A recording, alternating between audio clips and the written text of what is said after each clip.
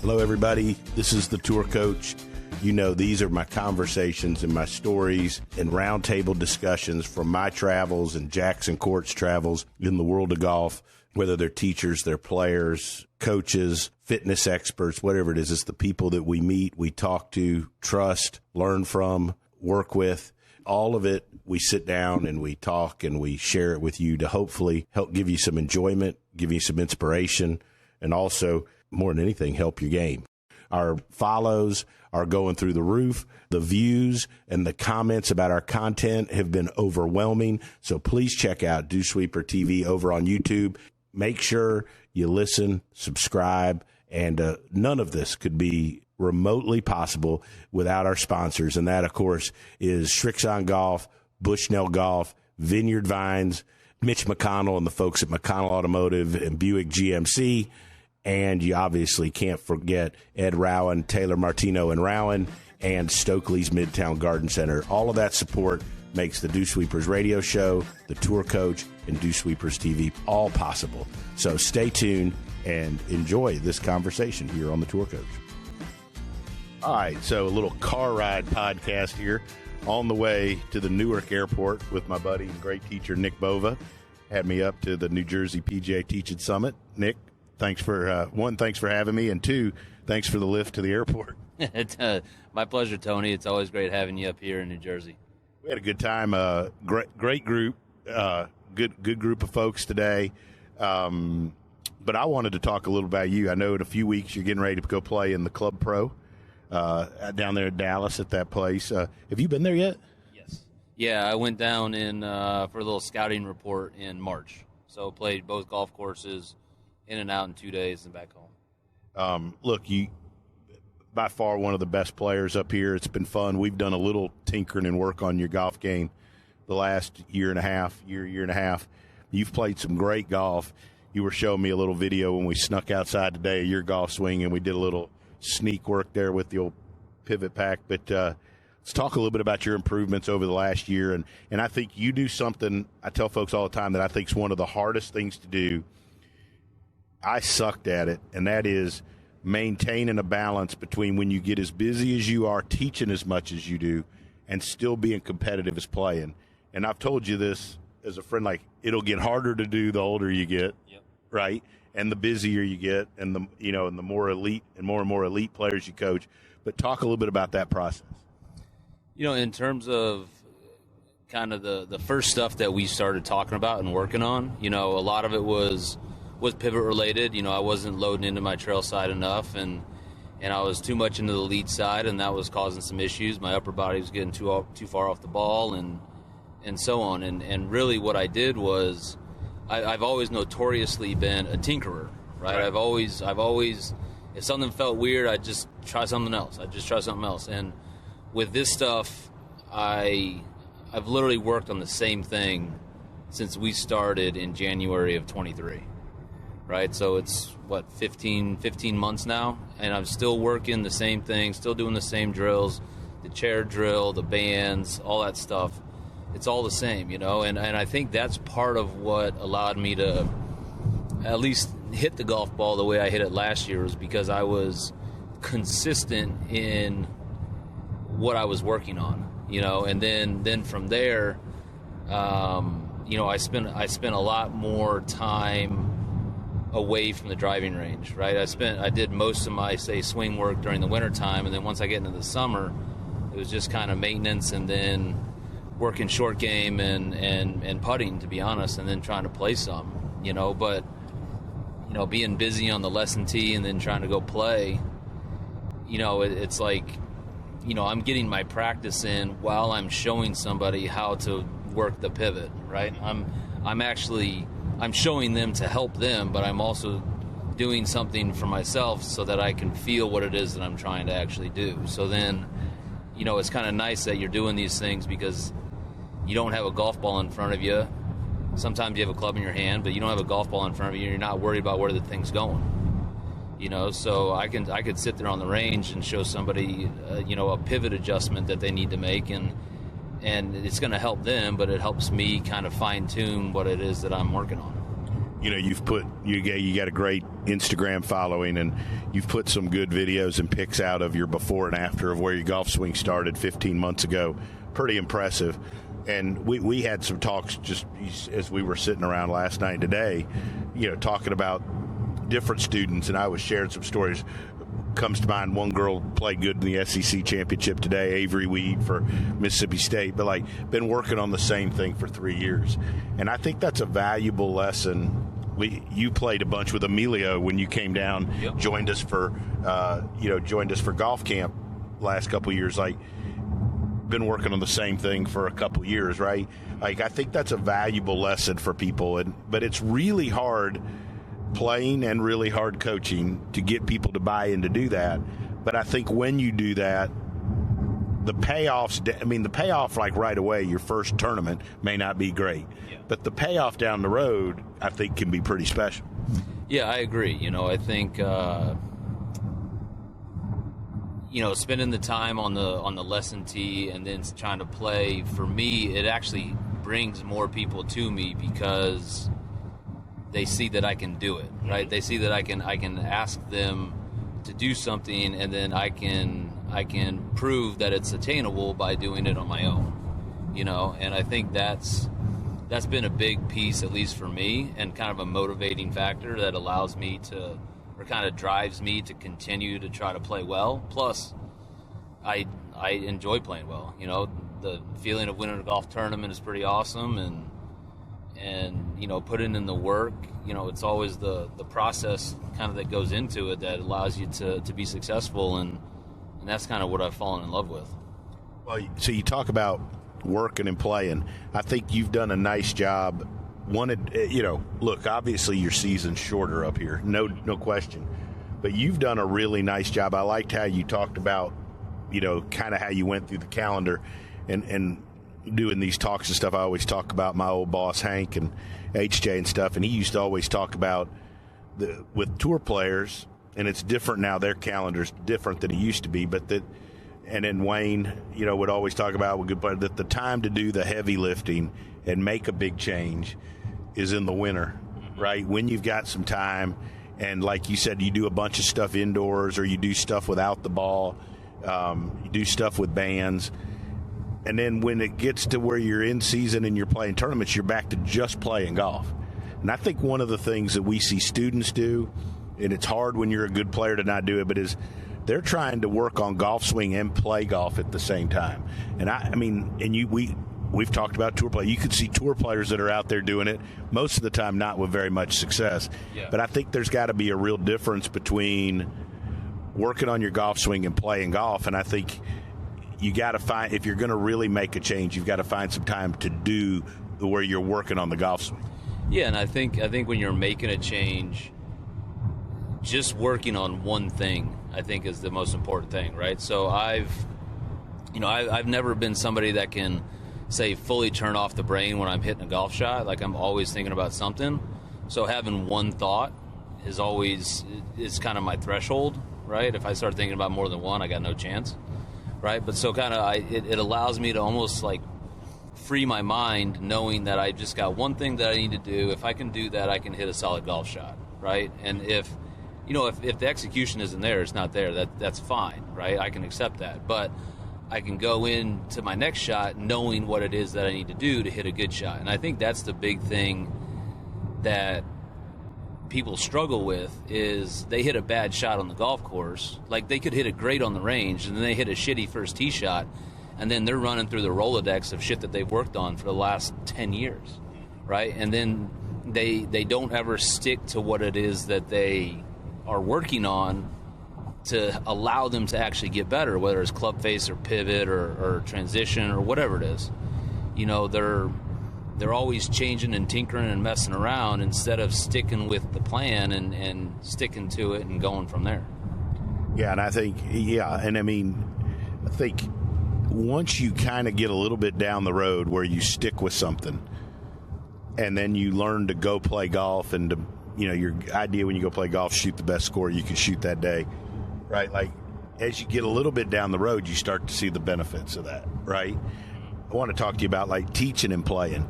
how hard has it been as you've adapted to becoming busier and busier? Your lesson book's full. You're getting a great name up here. Hamilton Farm's such a cool spot. You've been great to have. I've been up, hang out a few times, even if that place is haunted, that one room. But put Morgan in that one, I think. How, my lack of ability playing now is more from lack of playing, because you get to a point where you're so busy and the demands on you become so much that you don't play, and then I don't play, then I suck when I play, and I don't want to play. Yep. And we've played, like in January, I play a good bit with the guys, and I forced myself to do it. I'm back to where I'm really trying to force myself to play. I got a new set of Shrixon irons ordered from Rodney, hoping they're coming soon. But I think you got to make, if you're going to teach, you've got to make playing a priority, I think. And I think competing is the one thing. I watch you do a really nice job, I think, of scheduling tournaments to where, like, you're actually working towards something while you're still working teaching. Yeah, so I think one of the biggest things that helped me, say, last year was kind of reframing my thought process and kind of my mental game. So I started working with this guy, Dr. Mike Gross. He's the head of sports psychology at Princeton. And,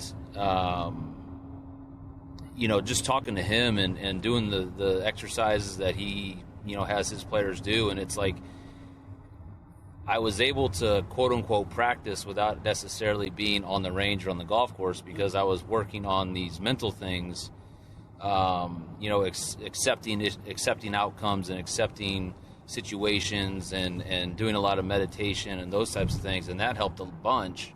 And then when I had the time to actually work on it physically, right, I would only spend my time, like I said, chipping, pitching, putting, bunker play, and then actually playing. So, if I had a 45-minute slot open, I'd go roll some putts for 45 minutes, or I'd go chip and pitch for 45 minutes. If I had more time available, then I'd go play, 5 or 6 holes, find an open spot, and just do different things, right? Not just cookie cutter play, 6 holes. It was, I'd go out there and I'd hit a tee shot, and then, whatever club I'm going to hit for my second shot, I'd add one, right? So if I'm going to hit an 8-iron for my second shot, I'm going to hit a 7-iron, right? Just learning to hit different shots. I'm not big on trying to curve it every different way, right? I just want to see it go one way, right? So getting really good at curving it one way, and getting really good at flighting it up and down, and getting really good at distance control and the different ways of doing that, I think, is really important. Yeah, and I think you can take a lot of what you've done, and you can take a lot of how you've really played some really good golf over the last year and a half. I think you can apply that to how you teach and direct competitive players, like figuring out stuff that works. And the one thing I've found with the best players I've been around, regardless of how they are and all their other things in life, they're really good at figuring out how to structure what they need to do to be good. The best players in the world are always found, like, Smiley, you could always, when he was playing good, he had a structure about how he went about the week. He always did a lot of yardage work with his wedges, I thought, when he played some of his best. Guys that are struggling, to me, seem to get out of that. They get where they're spending more time on the range. I thought, Lucas was the same way in my, 5 years or so with him. You could always tell when we were in a good rhythm how things went. And I think teaching people to learn what they need to do to play their best is a little bit, that's part of teaching and coaching. It's not just golf swing, but helping a player understand, like, what is it that how they need to structure their practice, their work, their preparation, whether they just play the member guest or club tournaments or whatever. If you want to improve, you still need to have some structure about how you go about your business. Yeah, so I preach that. I preach that to every single person that I see, whether they're, a club member or an elite junior. And I'll write out what a practice schedule should look like, right? Maybe not say for a week or a month, but this is what you should do in one day, right? And if you have X amount of time, you're going to spend it doing this and this and this, and rarely does any of that have to do with hitting golf balls on the range. You know, a lot of it is, you know, maybe you'll go warm up on the range, right? And then you'll go do a couple putting drills, you'll do a distance control drill, and then you'll do like a star drill or something like that so you can see balls go in the hole, go do some short game shots. And then, you know, my big thing is if you actually have the time to do it, go play a few holes, right? If you're at a facility to where you can get out there and, you know, maybe you can walk 2 or 3 holes, or you can hop in a cart and play 4 or 5 holes or something like that in the time that you have, I think that's huge because golf is played on the golf course, right? It's not played anywhere else. So if you can structure your practices around spending time on the golf course, and if you listen to any guy that plays on tour or girl that plays on tour, when you talk to them about what it was like for them growing up and developing, every single one of them says, I played golf. I've yet to hear a single one of those players say, oh, I spent 6 hours a day on the range, and then, you know, I never really played. I played once a week or whatever it is. You know, they're always playing. They're always, you know, seeing the ball fly. They're seeing the ball, trying to get it in the hole, and trying to get it in the hole as fast as possible. You know, I was thinking when you were talking about that, you've heard me talk a bunch, all our stuff about Bobby Wyatt. Bobby was hanging out down at Old Palm, I don't know, 6 or 8 months ago, maybe a year ago, and one of a good junior that I teach, Alexander Weinberg, I think, was in there, and it was either him or his brother, and asked us, you know, you want to ask many questions, and you know, obviously Bobby was a great amateur player and played on tour a year, and he said, yeah, I thought this was interesting. He said, you know, when I was a kid, all I did was play, didn't hit balls very much. And when I would go to work with him at the Country Club of Mobile, way before I was there, we'd do a little range work and we'd go on the golf course. He just played, loved playing. He goes, and then I got on tour, and all I did was hit balls, right? And he's like, if I could do it over again, I think I would play more. And I think that's kind of what you're saying, like, you know, and I think people fall into victim of thinking that to get better, they've got to do it the other way. Yeah, I mean, for me personally, in my professional career, you know, I've played better golf. I've played my best golf of my life in the last probably 5 years, and it just continues to get better. And a lot of that has to do with me spending less time hitting golf balls and spending more time doing the other things, primarily short game and then playing. Yeah. Right. I had, you know, kind of like a 7 or 8 year stretch where I didn't really play very good. And a lot of that was solely because looking back on it, I hit balls. I hit ball after ball after ball after ball after ball after ball and wore the face in. And, you know, I'd get out on the golf course and I wouldn't really have any sense of what it was, like what I needed to do to get the ball in the hole. You know, so I've tried to change that up as I've worked on some of the technique stuff in the wintertime. And now that the weather is warmer and we're getting outside and having some nice days, I'm trying to squeeze in 2 or 3 holes here and there anytime I can, just to keep it fresh in my mind. I found that you find a lot of veteran tour players. Lucas told this to some juniors once out at Old Palm, and I think actually Cordy Walker on Golf Science Lab might have a video of this he put out, but Lucas talked about how as you got married and you had kids and family, you learned to structure your practice and prioritize what you needed to do. You kind of figured out that recipe. And I think that's what, like, we're saying to any golfer of any level, you don't need a lot of time. You need to figure out what your structure and your plan is to get better. Obviously, your coach and your teacher will help you with that. But I think, like, regardless of your time, you can figure that out.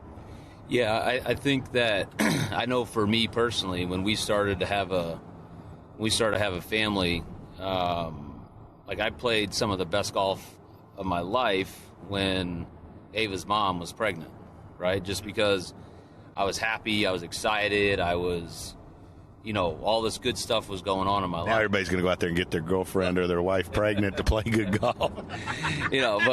But I'm a big. We're going to start selling dew sweeper pregnancy tests. I'm a big believer that if you can have a happy, kind of a happy life, the golf goes along with that, right? And then in terms of like structuring stuff, it just allows you to realize what's actually important, I think, right? Because, golf is great, and golf is my job and my passion, and I love it more than anything, but I would give up golf in a heartbeat if my daughter needed me to, so it helps you kind of prioritize a little bit differently, and then I think it helps you go even deeper with that prioritization in terms of what is it that you need to work on so that you can actually get better. If you truly want to get better, right? It helps you prioritize what's the process that I need to go through to get the golf ball in the hole faster so I can shoot a lower score. So let's talk a few minutes here. What's your prep? You got a couple weeks, right? 2-3 weeks? Yep. Yeah, we got 2 weeks. Getting ready for the club. I mean, that's a big deal. You got a chance to earn your way into the PGA Championship. How do you work, or do you change what you do at all over the next few weeks? And how are you feeling going into it? And what's your keys to success for when you're there? So for this go around, so this is my 7th time playing in the event, and I've never really had any success there. Honestly, I've actually never made the cut, right? And I think it's because I put so much emphasis on the event. Like, it was this big event. It was the biggest event of the year. I had a chance to play in the PGA Championship, and talking with Dr. Mike about just the way that we think about things. I've done a lot of kind of like meditation and visualization as to like what it'll feel like walking up to the first tee on the first day, or what it'll be like getting off the airplane when I get into Texas and, getting my bags and heading to the house, or what it would be like to have a putt on the last hole for a par or a birdie or something like that to make the cut. And then, what it would be like to have a putt or a shot to make it into the PGA. And then finally, thinking about holding the trophy right at the end of it, and I think physically for me, I'm where I need to be. I think I'll just use the remaining time before I head down there for reps, hitting some balls here and there on the range, but doing more short game and spending some time on the golf course when I can. And then I'm doing probably most of the prep work by preparing my mind so that when I get there, I feel prepared enough to where I can be confident in what I'm doing. That's great. I think you got a great plan. You've done some awesome work. Man, I appreciate, one, you having me up here. Two, I appreciate all the hard work you've done on your game.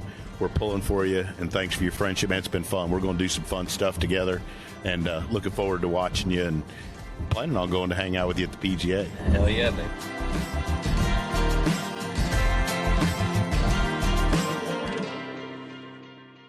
Hi, this is Tony Ruggiero. And look, recently, several teachers I know and several players have had some scares with skin cancer. In fact, I recently went and saw a dermatologist here in town, and I had a couple things frozen off, eyelid, my face, my earlobe, and not getting any younger. And I know it's getting to that time of the season where it's cooler, but look, being in the sun is a real deal, and I've not been very good, to be totally honest, my whole career at using it at all, because I didn't like how greasy it was, how hard it was to get off your hands, how it clogged up my pores. And then I found this sunscreen, Visor Skincare. It's clear, it goes on, it doesn't dry you out, it isn't greasy, it's like you didn't put anything on it. By far, it's the best sunscreen I've ever used. Without a doubt, is the easiest to use. And we've got a discount code for all of you. All you have to do is go to visorskincare.com, is use our code word DEWSWEEPER. visorskincare.com, code word DEWSWEEPER. I just want to remind everybody something that I forgot. Recently, a couple weeks ago, my wife and I went out. We went to a wedding, and afterwards with some friends, we were like, hey, where's a great place to go? I'll be honest, In my travels and day-to-day, sometimes I get caught up and I forget some of the great places right around the corner. But I got to remind you about the Icebox Bar on 755 Monroe Street. I was blown away by just the whole vibe, the atmosphere, and with the Velvet Pig, the food in the back room, and the big screen TVs up front. We sat there and watched some playoff games. I was blown away by the atmosphere, the vibe, and just how cool it was to have the Icebox Bar right here near the Dew Sweepers downtown, near where I live. You're looking for a great place to go sit, watch some games, hang out, play some pool. You got to go to the Icebox Bar right there on Monroe Street. There's a good chance you'll see all of us hanging out. But do yourself a favor, go visit the Icebox. It's one of the best places out there.